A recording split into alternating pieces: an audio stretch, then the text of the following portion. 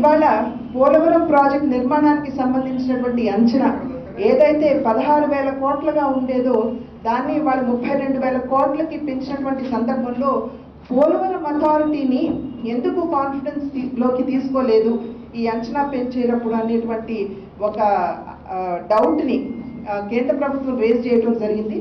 దానికి సరైనటువంటి సమాధానం ఇంకా రాష్ట్ర ప్రభుత్వం నుండి రావడం జరగలేదు. పురంధేశ్వరి గారు వాళ్ళు ఏదో చెప్తా ఉన్నారు. నేను అనుకుంటున్నాను కొత్త బెచ్చగత్తేమనిపిస్తుంది బీజేపీకి. తెలుగుదేశం పార్టీలో చేరటానికి తిరిగి ప్రయత్నాలు చేశారు. తలుపులు తెరవలేదు. మేము ఈ పార్టీలో మీకు ప్రవేశం లేదని తలుపులు గట్టిగా మూసి ఉంచాం. గత్యంతరం లేక బీజేపీ పార్టీలో చేరారు.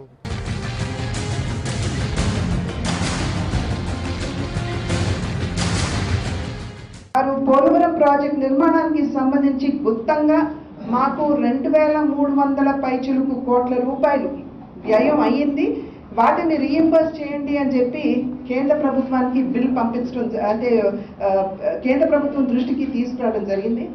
అయితే ఈ 2,300 చిల్లర కోట్ల రూపాయల్లో పట్టిసీమకి సంబంధించి 953 కోట్ల రూపాయల వివరణ అక్కడ ఇవ్వడం జరిగింది.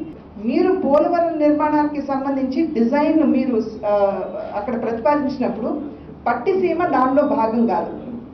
ఇవాళ మన సాక్షాత్తు మన రాష్ట్ర ముఖ్యమంత్రి గారు అసెంబ్లీలో మాట్లాడుతున్నటువంటి సందర్భంలో పట్టిసీమ కేవలం 3 సంవత్సరాలు మాత్రమే ఉండేటువంటి ఒక ప్రాజెక్ట్.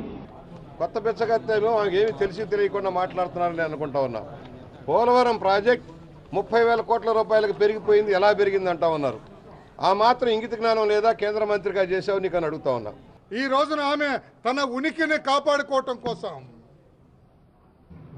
నేను కూడా ఉన్నాను బీజేపీలోని, బీజేపీ అగ్రనాయకులకి ఈవిడ పేరు తెలియటం కోసం అవాకులు చవాకులు మాట్లాడుతున్నారు. అమ్మ పురంధరేశ్వరి గారు, ఆలోచించి మాట్లాడండి, తెలుసుకొని మాట్లాడండి, అవగాహనతో మాట్లాడండి అని గుర్తు చేస్తున్నాం.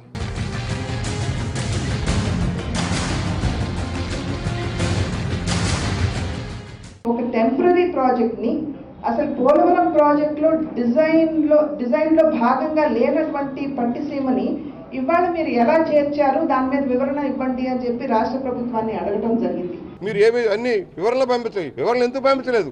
ఇప్పటికే అనేక సార్లు ఇరిగేషన్ మంత్రి గారు, ఇరిగేషన్ సెక్రటరీలు, ముఖ్యమంత్రి గారు అనేక సార్లు వివరణ పంపిస్తే కనీస కేటాయింపులు చేయకుండా దాన్ని కనీసం దెబ్బలాడి సాధించుకోవడం చేత కాకుండా రాష్ట్ర ప్రభుత్వం మీద నిందలు మోపడం కోసం వీళ్ళు ప్రయత్నం చేయటం చాలా దుర్మార్గం.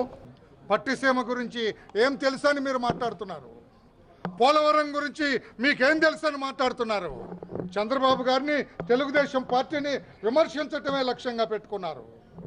మోడీ గారికి, చంద్రబాబు నాయుడు గారికి ఉన్న స్నేహానికి బీటలు వారేటట్లుగా మీ భాష ఉంది.